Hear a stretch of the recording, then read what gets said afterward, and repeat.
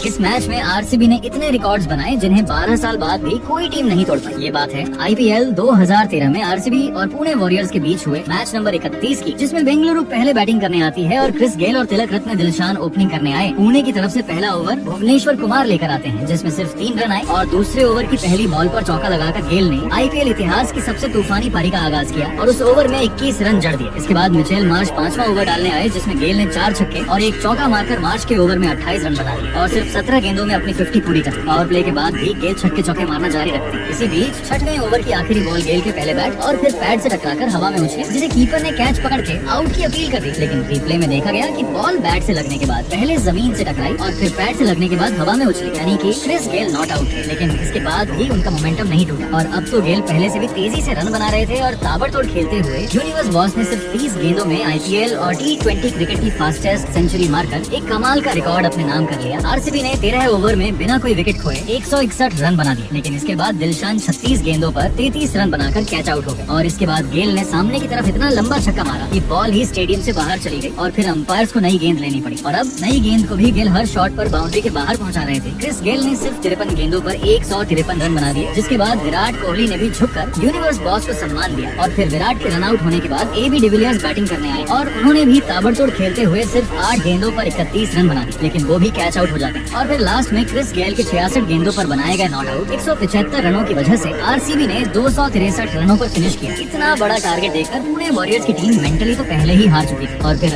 RCB के bowlers के सामने पुणे की टीम 9 विकेट खोकर सिर्फ 133 रन ही बना सकी, जिसमें क्रिस गेल ने भी 2 विकेट लिए और इस तरह बेंगलुरु ने ये मैच 130 रनों से जीत लिया। इस मैच में आरसीबी ने आईपीएल इतिहास का सबसे बड़ा टोटल बनाया, जो कि 10 सालों तक किसी भी टीम से नहीं टूटा। लेकिन 2024 में हैदराबाद ने आरसीबी के खिलाफ ही 287 रन बनाकर इस रिकॉर्ड को तोड़ दिया। लेकिन अब भी आईपीएल में फास्टेस्ट सेंचुरी लगाने का रिकॉर्ड, आईपीएल का हाईएस्ट इंडिविजुअल स्कोर और आईपीएल की एक ही इनिंग में सबसे ज्यादा फोर्स और सिक्सेस लगाने का रिकॉर्ड आज भी क्रिस गेल के ही नाम। आपके हिसाब से कौन सा बैट्समैन फ्यूचर में इन रिकॉर्ड्स को तोड़ सकता है? कमेंट्स में बताएं।